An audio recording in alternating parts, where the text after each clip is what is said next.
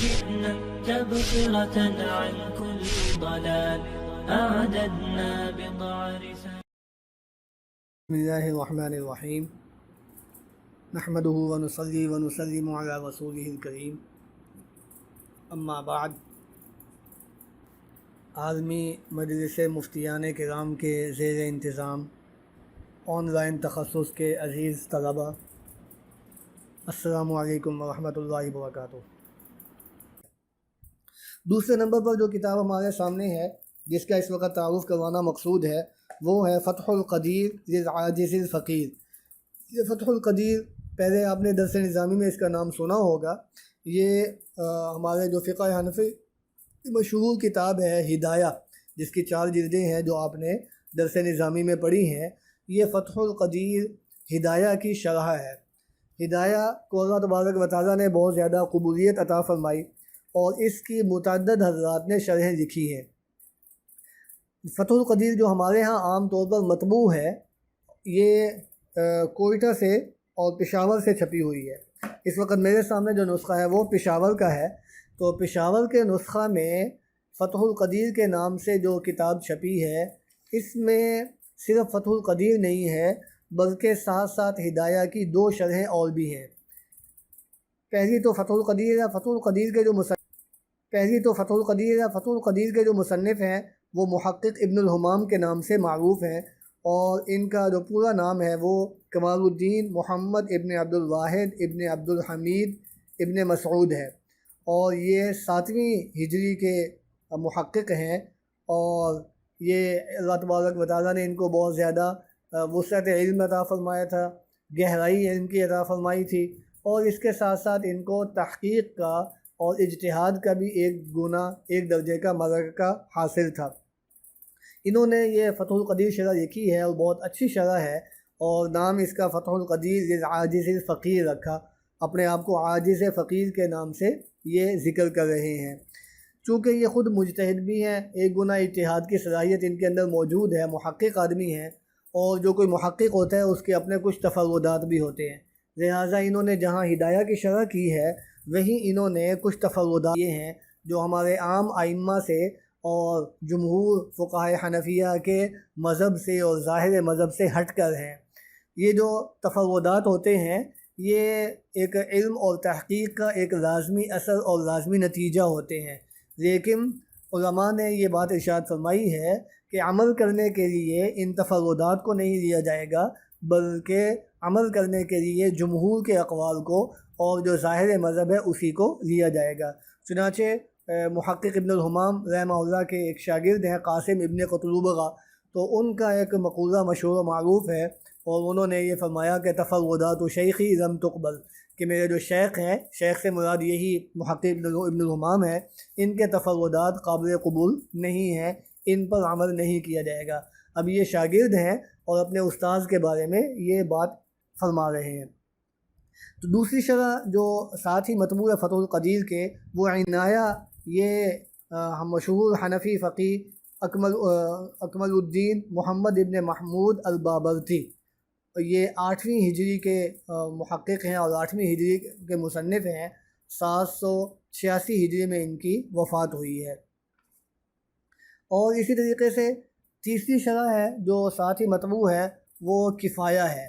الکفایہ کے نام سے بھی ایک شرح لکھی گئی ہے ہدایہ کی، اور اس کے مصنف ہیں مولانا جلال الدین الخارزمی، اور انہوں نے بھی بہت اچھی شرح لکھی ہے.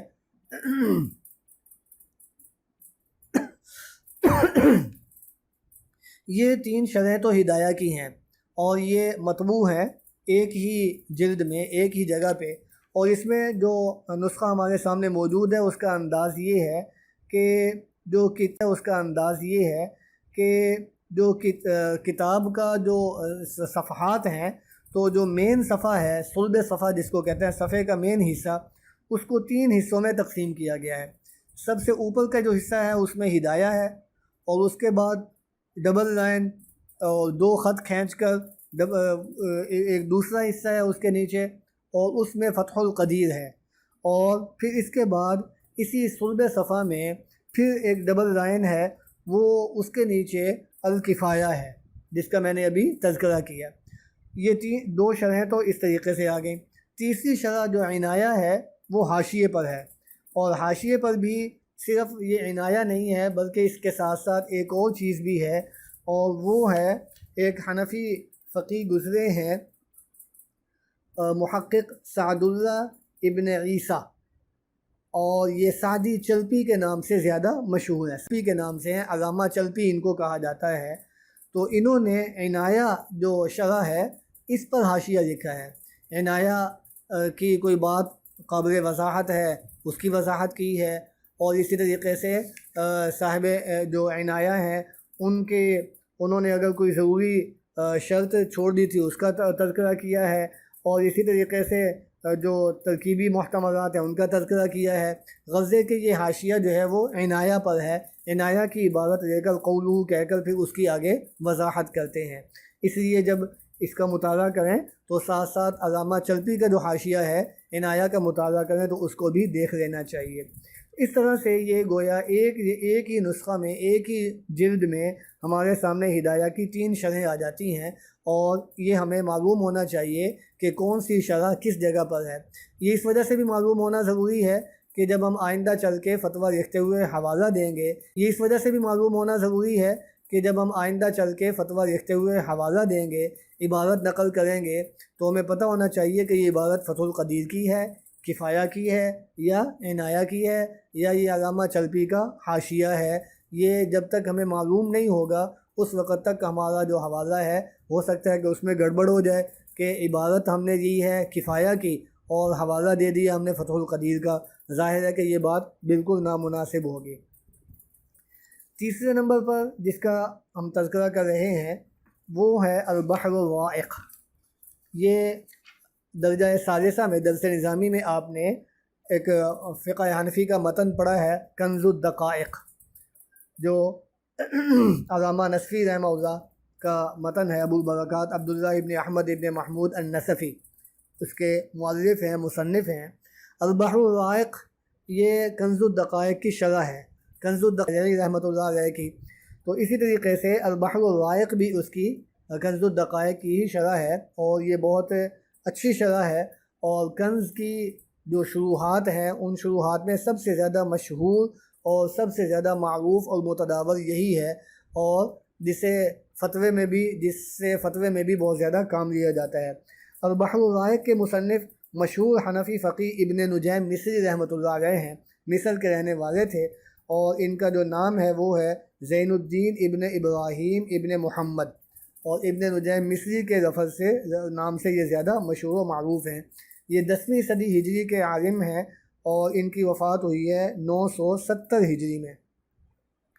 یہ البحر الرائق جو کہ کنز الدقائق کی شرح ہے، اور آپ جانتے ہیں کہ کنز الدقائق انتہائی مختصر متن ہے جس میں اختصار بہت زیادہ ہے، اور متون جو ہوتے ہیں عام طور پر ان میں اختصار ہی ملحوظ ہوتا ہے، اور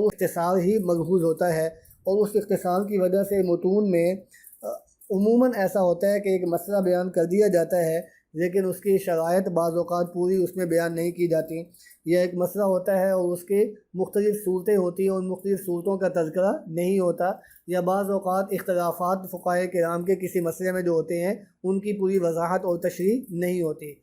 ابن نجیم مصری رحمہ اللہ نے یہ کنز الدقائق کی شرح لکھی ہے، اس میں ان تمام امور کی وضاحت کی ہے۔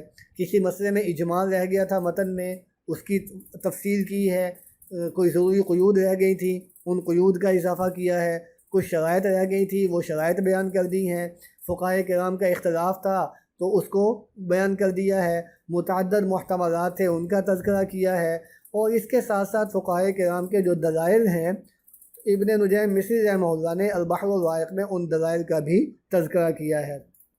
اس طرح سے یہ ایک بڑی مفصل اور ضخیم شرح بن جاتی ہے کنز الدقائق کی۔ اس کنز الدقائق کے ساتھ ہی آج کل ہمارے ہاں جو نسخہ مروج ہے کنز الدقائق کا، جو البحر الرائق کا جو نسخہ مطبوع ہے، اس میں اگر ہم دیکھیں تو ایک اور حاشیہ ساتھ چھپا ہوا ملتا ہے، ایک اور حاشیہ ہے جس کا نام ہے منحۃ الخالق۔ یہ منحۃ الخالق کا جو حاشیہ یہ علامہ شامی رحمۃ اللہ علیہ جو مشہور حنفی فقیہ ہیں اور جن کو خاتمۃ المحققین کہا جاتا ہے، جن کی فتاوی شامی بھی ہے جس کا تذکرہ ہم انشاءاللہ کچھ دیر بعد کریں گے۔ تو علامہ شامی رحمۃ اللہ علیہ کی بہت سی تصنیفات ہیں اور بہت سی علمی خدمات انہوں نے انجام دی ہیں۔ انہی علمی خدمات میں سے اور تصنیفات میں سے ایک یہ منحۃ الخالق بھی ہے جو البحر الرائق پر حاشیہ ہے۔ یعنی البحر الرائق جو ابن نجیم مصری رحمہ اللہ کی تھی، اس میں انہوں نے اگر کسی بات کی مزید وضاحت کی ضرورت تھی اور وہ نہیں کر سکے، علامہ شامی رحمہ اللہ نے اس کی وضاحت کی ضرورت تھی اور وہ نہیں کر سکے، علامہ شامی رحمہ اللہ نے اس کی وضاحت کر دی ہے۔ اسی طریقے سے کسی قول کو انہوں نے راجح قرار دیا ہے جبکہ حقیقت میں وہ راجح نہیں تھا، علامہ شامی رحمۃ اللہ علیہ اس کی بھی وضاحت کر دیتے ہیں۔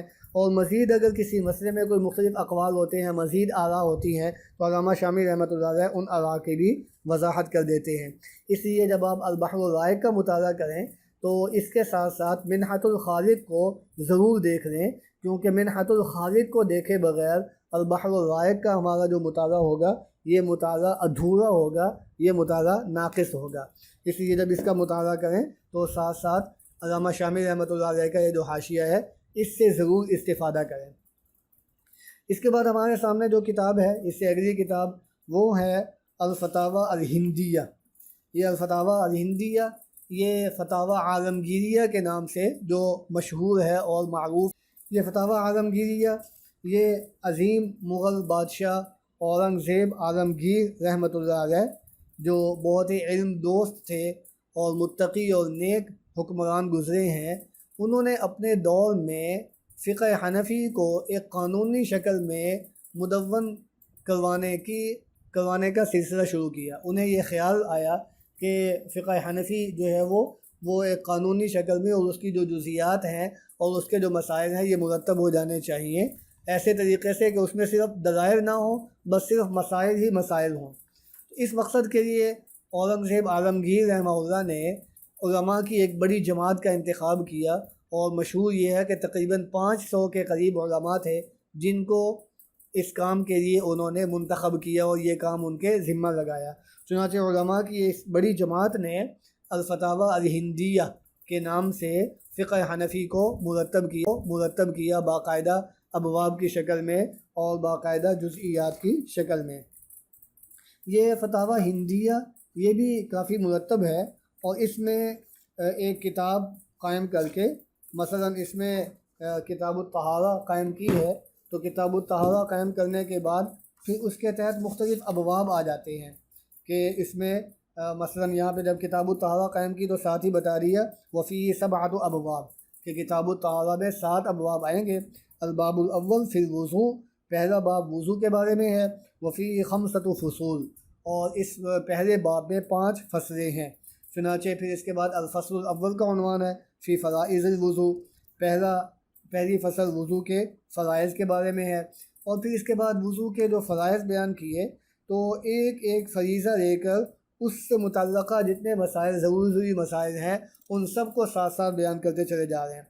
پہلے ایک کو تو غسل و چہرے کو دھونا، اب جب چہرے کو دھونا تو اس سے متعلقہ جتنے مسائل ہیں ان کو ذکر کریں۔ پہلے غسل کا معنی بیان کیا ہے، اور اس کے بعد پھر اسی طریقے سے یہ بیان کیا ہے کہ کتنا چہرہ جو ہے وہ دھویا جائے گا، اور اسی طریقے سے اس سے متعلقہ اور جو مسائل ہیں وہ سارے کے سارے تفصیل کے ساتھ ذکر کر رہے ہیں۔ اور اسی کے ضمن میں پھر جو داڑھی آ جاتی ہے تو داڑھی کا حکم بھی بیان کر دیا، کیونکہ وہ بھی چہرے کا ایک حصہ ہے، تو اس کے کیا احکامات ہوں گے، اور پانی بالوں کی جڑوں میں نیچے پانی پہنچانا ضروری ہے یا نہیں ہے۔ یہ پہلی فصل آ گئی، اور اس کے بعد پھر اسی طریقے سے اور دوسری فصل، تیسری فصل، چوتھی فصل، تو پھر اس کے بعد دوسرا باب آ جائے گا۔ تو یہ چونکہ فرمایا تھا کہ اس میں 7 ابواب ہیں، تو پہلا باب وضو کے بارے میں ہے، دوسرا باب پھر اسی طریقے سے اور چیزوں کے بارے میں، غسل کے بارے میں آ گیا، اس طریقے سے مختلف ابواب ہیں۔ تو یہ فتاوی عالمگیریہ جو ہے نا، یہ بہت آسان بھی ہے، اور اس میں مسئلہ تلاش کرنا بہت آسان ہے، اور اس کا ایک بہت بڑا فائدہ یہ ہے کہ جزئیات اور تفریعات اس میں بکثرت مل جاتے ہیں۔ اس لیے جب آپ فتویٰ لکھیں تو جہاں اور کتابوں کو آپ دیکھیں وہاں فتاوی عالمگیریہ کو ضرور دیکھ لیں۔ فتاوی عالمگیریہ جو ہمارے ہاں اس وقت مطبوع ہے وہ کوئٹے کا نسخہ عام طور پر متداول ہے، کوئٹے سے چھپا ہوا ہے، یہ 6 جلدوں میں مطبوع ہے۔ ان 6 جلدوں میں جب آپ دیکھیں گے کوئی بھی جلد اور کسی بھی جلد کا کوئی بھی صفحہ کھولیں گے تو آپ کو صفحے کے کنارے پر حاشیہ بھی نظر آئے گا. حاشیے میں بھی کچھ آپ کو فقہی جزیات ملیں گے، فقہی مسائل ملیں گے. تو ان کو یہ بھی سمجھ لیں کہ یہ حاشیہ جو ہے وہ کیا ہے. تو فتاوی عالمگیریہ کی جو پہلی 3 جلدیں ہیں ان 3 جلدیں حاشیے پر جو کچھ آپ کو نظر آتا ہے یہ ایک مستقل فتاوی ہے جس کا نام ہے فتاوی قاضی خان. یہ پہلی 3 جلدوں میں فتاوی قاضی خان مطبوع ہے، اور یہ قاضی خان جو تھے یہ امام فخر الدین حسن ابن منصور اوزجندی رحمہ اللہ، یہ فقہا حنفیہ میں سے گزرے ہیں، 30ویں صدی ہجری کے تھے، 295 میں ان کی وفات ہوئی ہے. تو انہوں نے اپنے جو فقہی جزیات ہیں ان کو جمع کیا اور ان کا نام فتاوی قاضی خان رکھا. یہ فتاوی قاضی خان، دوسرا نام اس کا جو مشہور ہے اور معروف ہے وہ الخانیہ ہے، فتاوی خانیہ. تو کسی جگہ پہ فتاوی قاضی خان نام آ جاتا ہے، کسی جگہ پہ خانیہ آ جاتا ہے. دونوں کا مصداق اور دونوں کی مراد ایک ہی ہے، اور یہ فتاوی عالمگیریہ کی پہلی 3 جلدوں کے حاشیے میں چھپا ہوا ہے. اس لیے اگر آپ حاشیے سے کوئی مسئلہ دیکھ رہے ہیں اور اس کا حوالہ دے رہے ہیں تو حوالہ نہیں دیں گے بلکہ فتاوی خانیہ یا قاضی خان کا حوالہ دیں گے. اور جو آخری 3 جلدیں ہیں جو ہمارے ہاں مطبوع ہے فتاوی عالمگیریہ کا نسخہ، تو آخری 3 جلدوں میں چوتھی، 5ویں اور 6ٹھی جلد میں ایک اور فتاوی چھپا ہوا ہے جس کا نام ہے فتاوی بزازیہ، الفتاوی البزازیہ. اس کا جو اصل نام ہے وہ ہے الجامع الوجیز، لیکن یہ زیادہ مشہور ہے فتاوی بزازیہ کے نام سے. اس کے جو مؤلف ہیں وہ حافظ الدین محمد ابن شہاب ہیں، جو ابن البزاز کے نام سے زیادہ معروف تھے، اور اسی بزاز کی طرف نسبت کرتے ہوئے یہ فتاوی بزازیہ ہے. یہ 9ویں صدی ہجری کے عالم ہیں، فقیہ ہیں، 827 ہجری میں ان کی وفات ہوئی ہے. تو آخری 3 جلدوں میں یہ مطبوع ہے. اس لیے فتاوی عالمگیریہ کی آخری 3 جلدیں، جلد نمبر 4، 5، 6 کے حاشیے سے اگر آپ کوئی مسئلہ نقل کر رہے ہیں تو وہاں پہ عالمگیریہ کا حوالہ نہیں ہوگا، فتاوی بزازیہ کا ہوگا. البتہ خانیہ اور بزازیہ کا حوالہ دیتے ہوئے آپ یہ لکھ سکتے ہیں کہ فتاوی خانیہ یا فتاوی بزازیہ بہامش العالمگیریہ، یعنی جو عالمگیریہ کے حاشیے پر مطبوع ہے، عالمگیریہ کے حاشیے پر چھپا ہوا ہے. اس کے بعد آخر میں جس کا تذکرہ کرنا مقصود ہے وہ فتاوی شامی ہے، اور یہ ایسا فتاوی ہے کہ آج کے دور میں کوئی بھی مفتی، حنفی مفتی یا حنفی عالم جس نے لوگوں کو مسائل بتانے ہیں وہ اس سے مستغنی نہیں ہے. اور جب تک علامہ شامی رحمۃ اللہ علیہ کے اس فتاوی کو نہ دیکھ لیا جائے اس وقت تک دل کو اطمینان نہیں ہوتا، تسلی نہیں ہوتی. اس لیے آپ جب فتاوی لکھیں تو جیسے میں نے ابھی عرض کیا کہ عالمگیریہ کو ضرور دیکھیں، باقی کتابوں کو ضرور دیکھیں، لیکن آخر میں علامہ شامی رحمۃ اللہ علیہ کا یہ جو فتاوی ہے فتاوی شامی، اسے لازماً دیکھیں. یہ جو فتاوی ہے فتاوی شامی، اسے لازماً دیکھیں، اور اس کو دیکھنے کے بہت سے فوائد ہیں. پہلے میں اس کا تھوڑا سا تعارف کروا دوں کہ یہ جو فتاوی شامی ہے، ہمارے ہاں جو نسخہ زیادہ متداول ہے وہ کراچی سے چھپا ہوا ہے ایچ ایم سعید کمپنی کا. یہ ایچ ایم سعید کمپنی کا جو نسخہ ہے اس میں ہمارے سامنے 3 کتابیں، 3 کہہ رہے ہیں بلکہ 4 چیزیں ہیں جو ہمارے ہاں مطبوع ہیں. ایک تو اس میں سب سے پہلے نمبر پر متن ہے، وہ ہے جس کا نام ہے تنویر الابصار. تنویر الابصار، یہ تنویر الابصار کے جو مصنف ہیں وہ محمد ابن عبداللہ ابن احمد التمرتاشی الحنفی ہیں، اور یہ محمد ابن عبداللہ ابن احمد، تو یہ تنویر الابصار کے مؤلف ہیں. تنویر الابصار ایک انتہائی مختصر متن ہے.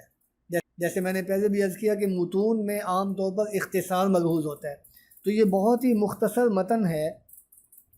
اس مختصر متن کی وضاحت کی اور اس کی تشریح کی ضرورت تھی جو علامہ محمد ابن عبداللہ نے تنویر الابصار کے نام سے لکھا ہے. یہ محمد ابن عبداللہ یہ 11ویں صدی ہجری کے ہیں، یعنی 11ویں صدی ہجری شروع ہو چکی تھی اس میں ان کی وفات ہوئی ہے. زیادہ زندگی ان کی جو ہے وہ 10ویں صدی ہجری میں ہے، اور 11ویں صدی ہجری شروع ہونے کے بعد ان کی وفات ہوئی ہے. 1004 میں ان کی وفات ہوئی ہے۔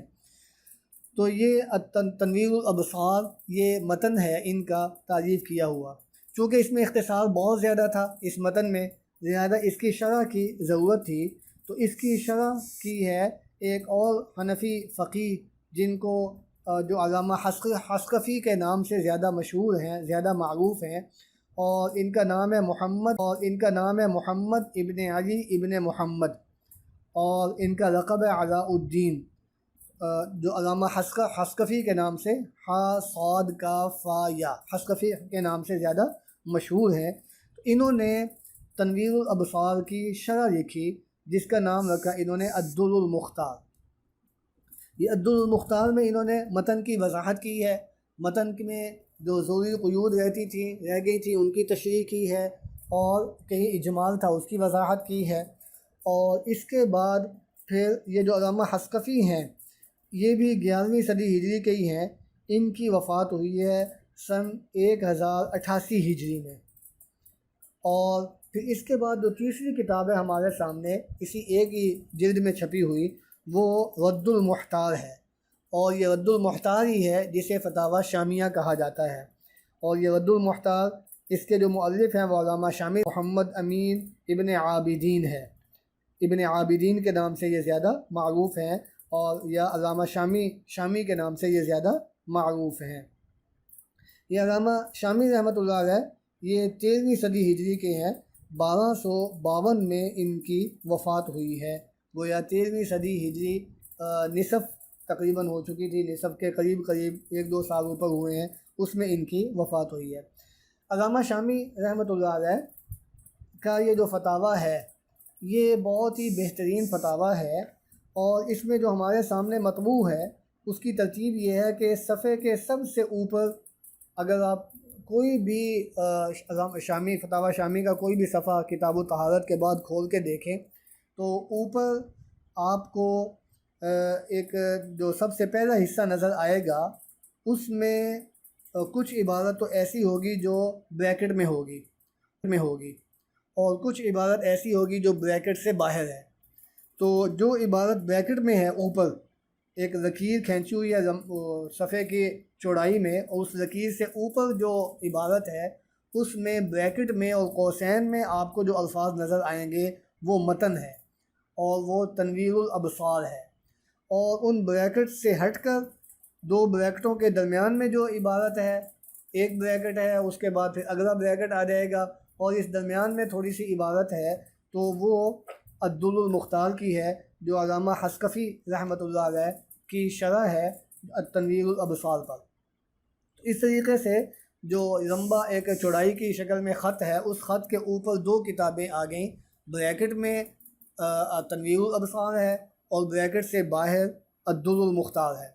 اور پھر اس کے بعد جو نیچے ہے ایک خط کے نیچے جو آ رہا ہے جو حصہ ہے اور جسے فتاویٰ شامیہ کہا جاتا ہے، علامہ شامی رحمۃ اللہ علیہ نے تنویر الابصار کی بھی شرح کی ہے اور انہوں نے الدر المختار کی بھی شرح کی ہے، اور اس میں چنانچہ وہ قولہ کہہ کر پھر اوپر متن کی عبارت لیتے ہیں، اور وہ عبارت کبھی تنویر الابصار کی ہوتی ہے اور وہ کبھی کبھی عام طور پر وہ الدر المختار کی ہوتی ہے، اور اس عبارت کو لے کر پھر وہ اس کی تشریح کرتے ہیں، توضیح کرتے ہیں، مختلف اقوال ذکر کرتے ہیں، اور ساتھ ساتھ دلائل ذکر کرتے ہیں، اور ترجیح الراجح کا کام بھی کرتے ہیں، مختلف اقوال میں سے جو راجح ہوتے ہیں، راجح قول ہوتا ہے اس کو بھی بیان کرتے ہیں۔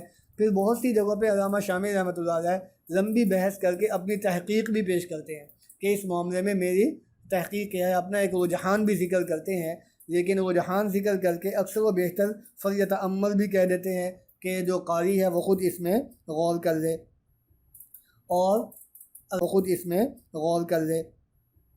اور علامہ شامی رحمۃ اللہ علیہ اس میں قاری کو دعوت فکر بھی دیتے ہیں، غور کرنے کی دعوت بھی دیتے ہیں، لیکن بہرحال پوری بحث کو جب پڑھیں تو اس سے علامہ شامی رحمۃ اللہ علیہ کا اپنا جو رجحان ہے وہ بھی سامنے آ جاتا ہے، اور اکثر و بیشتر علامہ شامی رحمۃ اللہ علیہ جس کو ترجیح دیتے ہیں، جس جانب اپنا رجحان ظاہر کرتے ہیں اسی کو علماء اختیار کر لیتے ہیں، اور وہ بہت سی جگہوں پہ علامہ شامی رحمۃ اللہ علیہ کی اس قسم کی جو تحقیقات ہیں وہ انتہائی نفیس اور بہت عمدہ ہیں۔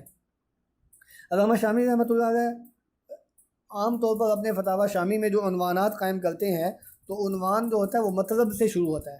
مطلب فی مسألۃ الوضوء، مطلب اذا ذکر فی مسألۃ ثلاثۃ اقوال فالارجح الاول او الثالث لا الوسط، یعنی اپنا ایک منہج بھی ذکر کر رہے ہیں اور بہت سی کتابوں کا انداز بھی بتاتے ہیں کہ جب کسی مسئلہ نہیں ہوتا. تو علامہ شامی رحمہ اللہ نے یہ اپنی اس فتاویٰ میں مسائل بھی ذکر کیے ہیں، فقہی جزیات بھی ذکر کیے ہیں، اور اس کے ساتھ ساتھ بہت سے اصولوں کی نشاندہی بھی کی ہے اور بہت سے اصول بھی ذکر کیے ہیں. فقہا کے ترجیح کا جو انداز ہے، رسم المفتی کا بھی تذکرہ کیا ہے کہ مفتی میں کن کن چیزوں کی رعایت ہونی چاہیے. مختلف جگہوں پہ یہ چیزیں پھیلی ہوئی ہیں جنہیں علامہ شامی رحمۃ اللہ علیہ تفصیل کے ساتھ بیان کرتے ہیں. اس میں ایک اور چیز ہے جو ہمارے سامنے آتی ہے فتاوی شامی میں، جو ہمارے سامنے مطبوعہ نسخہ ہے، وہ یہ ہے کہ ایک اور نیچے حاشیہ بالکل صفحے کے نیچے بالکل کنارے پر ایک اور خط کھینچا ہوا ہے، لکیر کھینچی ہوئی ہوتی ہے، اور وہ خط کھینچ کر لکیر کھینچ کر اس میں کچھ حاشیہ نمبر ہوتے ہیں. نمبر 1 ہے، اس کے بعد تا لکھا ہوا ہے، اور پھر اس کے بعد کچھ ہند سے لکھے ہوئے ہوتے ہیں. پھر نمبر 2 ہے اور اس کے بعد تا لکھا ہوا ہے، پھر کچھ ہند سے، اور پھر اس کے بعد کچھ ہند سے لکھے ہوئے ہوتے ہیں. پھر نمبر 2 ہے اور اس کے بعد تا لکھا ہوا ہے، پھر کچھ ہند سے لکھے ہوئے ہیں. اس طریقے سے یہ مختلف صفحات پر ہمیں یہ صورتحال نظر آتی ہے. اس کو بھی اچھے طریقے سے سمجھ لینا ضروری ہے. علامہ شامی رحمۃ اللہ علیہ کی تحقیقات اپنی جگہ پہ ہیں، لیکن ایک اور ہمارے محقق گزرے ہیں، حنفی فقی گزرے ہیں، علامہ عبد القادر الرافعی، الشیخ عبد القادر الرافعی گزرے ہیں. تو یہ الشیخ عبد القادر الرافعی جو ہیں، انہوں نے ایک کام کیا کہ انہوں نے علامہ شامی رحمۃ اللہ علیہ کا جو فتاویٰ تھا، جسے حاشیہ ابن عابدین کہا جاتا ہے، اس پر انہوں نے مزید حاشیہ لکھا ہے اور اس کا نام ہے تقریرات الرافعی. اصل نام تو ہے التحریر المختار، التحریر المختار رد المحتار. رد المحتار علامہ شامی رحمۃ اللہ علیہ کی کتاب کا نام ہے.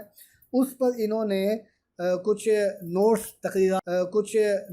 تقریرات یوں کہہ لیجیے، کچھ نوٹس انہوں نے لکھے ہیں اور جن کا نام التحریر المختار رکھا، لیکن عام طور پر یہ تقریرات رافعی کے نام سے مشہور ہیں. تو یہ جب آپ شامی کا مطالعہ کریں تو شامی کا مطالعہ کرتے ہوئے آپ دیکھیں گے کسی جگہ پہ حاشیے کا نمبر دیا ہوا ہے، نمبر بریکٹ میں نمبر 1 آ جاتا ہے. تو جہاں نمبر 1 آ گیا وہاں پہ آپ بالکل نیچے نظر دوڑائیں. تو جب آپ نیچے نظر دوڑائیں گے تو وہاں پہ نمبر 1 کے بعد تا لکھا ہوا ہے. یہ تا اشارہ ہے تقریرات الرافعی کی طرف، کہ اس میں گویا وہ آپ کو یہ کہا جا رہا ہے کہ اس موقع پر آپ تقریرات رافعی بھی دیکھیں. اور پھر تقریرات رافعی تا لکھنے کے بعد آگے نمبر ہوتا ہے، وہ نمبر جو ہوتا ہے وہ صفحہ نمبر ہوتا ہے. تقریرات رافعی یہ ہمارے سامنے جو مطبوعہ نسخہ ہے HM سعید کا، اس میں ہر جلد سے متعلقہ جو تقریرات ہیں ان کو اس جلد کے آخر میں چھاپ دیا ہے. یہ کتابی شکل میں مستقل ہمارے سامنے ہوں، بلکہ 6 جلدیں ہیں فتاوی شامی کی.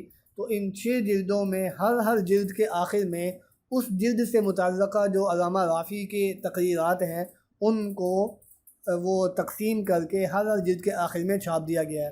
اس لیے جب آپ نیچے دیکھیں تا کے بعد آپ صفحہ نمبر دیکھیں گے، یہ نمبر جو ہوگا یہ صفحہ نمبر ہوگا.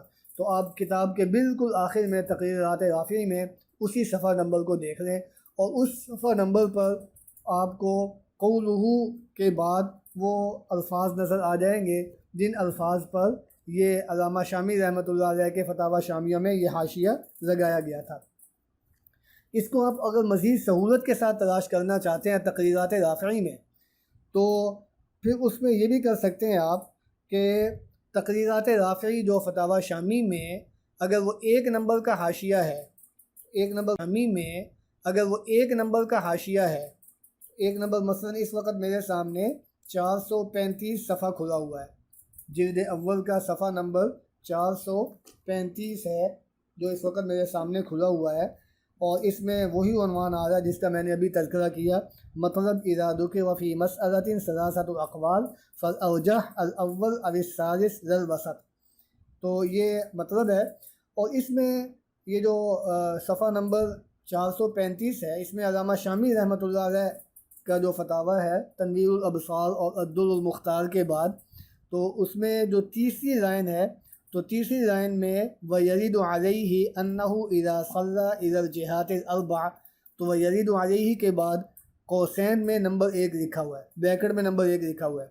تو اس کو جب نیچے دیکھا تو نیچے اس کی وضاحت آ گئی، قَوْلُهُ وَيَرِدُ عَلَيْهِ، یہاں سے اس کا تذکرہ، وہ جو اس کی وضاحت تھی، اشکال تھا، اس اشکال کا جواب دے دیا گیا۔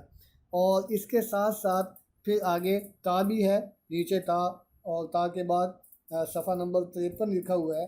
تو 53 کا مطلب یہ ہے کہ آگے جلد 53 کا مطلب یہ ہے کہ آگے جلد جو آ رہی ہے، اسی جلد کے آخر میں آپ صفحہ نمبر 53 کھول لیں۔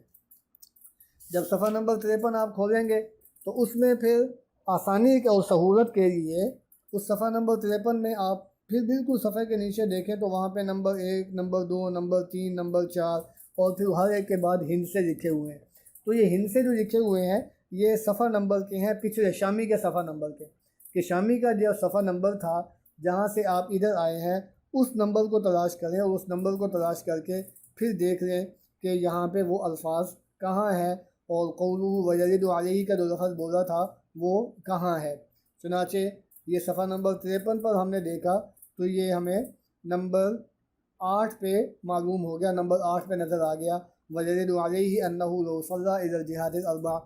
اور اس کے بعد پھر علامہ رافعی رحمۃ اللہ علیہ کی تقریر ہے۔ علامہ رافعی رحمۃ اللہ علیہ یہ کرتے ہیں کہ علامہ رحمۃ اللہ علیہ اس کا جواب دے دیتے ہیں اگر وہ اعتراض جو ہوتا ہے وہ اتنا وزنی نہ ہو یا وہ قابل جواب ہو۔ علامہ شامی رحمۃ اللہ علیہ بہت سے مواقع میں کسی ایک قول کو ترجیح دیتے ہیں، لیکن وہ دوسرے حضرات کی نظر میں راجح نہیں ہوتا، تو علامہ رافعی رحمۃ اللہ علیہ اس کی وضاحت کر دیتے ہیں۔ اسی طریقے سے عبارت میں کوئی اغلاق ہوتا ہے تو علامہ رافعی رحمۃ اللہ علیہ اس اغلاق کو دور کر دیتے ہیں، اس کی تشریح کر دیتے ہیں۔ اس طرح سے گویا 4 کتابیں وہ ایک ہی جگہ پہ جمع ہو گئی، تنویر الابصار، الدر المختار، رد المحتار، اور اس کے بعد تقریرات رافعی، جس کا نام میں نے آپ کو بتا دیا کہ التحریر المختار اس کا نام ہے۔ تو یہ 4 کتابیں ہیں، جب آپ مطالعہ کریں تو مطالعہ کرتے ہوئے ان چاروں کو بغور دیکھیں اور پھر ان سے استفادہ کریں اور سمجھنے کی کوشش کریں۔ ایک بات یہ ذہن میں رکھیے کہ یہ جو کتابیں ہیں، تنویر الابصار متن ہے، الدر المختار ہے، رد المحتار ہے۔ تو الدر المختار جو علامہ حسکفی رحمۃ اللہ علیہ کی شرح ہے جو تنویر الابصار پر ہے، یہ الدر المختار موصول صفت ہے اور دونوں پر الف لام ہے۔ اور علامہ شامی رحمۃ اللہ علیہ کا جو حاشیہ ہے فتاوی شامی، وہ رد المحتار ہے، وہ اضافت کے ساتھ ہے۔ عام طور پر ہمارے طلباء وہ الدر المختار کی طرح الرد المحتار اس کو کہنا شروع کر دیتے ہیں یا لکھنا شروع کر دیتے ہیں، یہ غلط ہے، کیونکہ الرد المحتار یہ ترکیب توصیفی نہیں ہے بلکہ ترکیب اضافی ہے، اور آپ جانتے ہیں کہ مضاف پر الف لام نہیں آیا کرتا۔ ہاں البتہ جو علامہ رافعی رحمۃ اللہ علیہ کا حاشیہ ہے وہ التقریر المختار ہے، وہ بھی موصول صفت ہے، وہ بھی الف لام کے ساتھ ہے، لیکن وہ زیادہ معروف تقریرات رافعی کے نام سے ہی ہے۔ تو یہ آپ کے سامنے میں نے آج کچھ کتابوں کا تعارف کروا دیا ہے اور ان کا مطالعہ اور یہ بتا دیا ہے کہ کون سی کتاب کس جگہ پہ ہے۔ اس طریقے سے یہ بات میں نے شروع میں کہہ دی ہے کہ اصل مقصود وہ تفہیم مسائل ہے، اصل مقصود مباحث کو سمجھنا ہے، ایک ایک لفظ کا لغوی معنی لغت سے دیکھنا، ایک ایک لفظ کو یہ کوئی ضروری نہیں ہے۔ اس طریقے سے آپ مطالعہ کیجئے اور ان فقہا کے کلام کو، عبارات کو سمجھنے کی کوشش کیجئے۔ اللہ تبارک و تعالیٰ آپ کی خصوصی مدد فرمائے، نصرت فرمائے، اور آپ کو دین کا، فقہ کا گہرا علم عطا فرمائے، تفقہ فی الدین عطا فرمائے۔ سبحان ربک رب العزت عما یصفون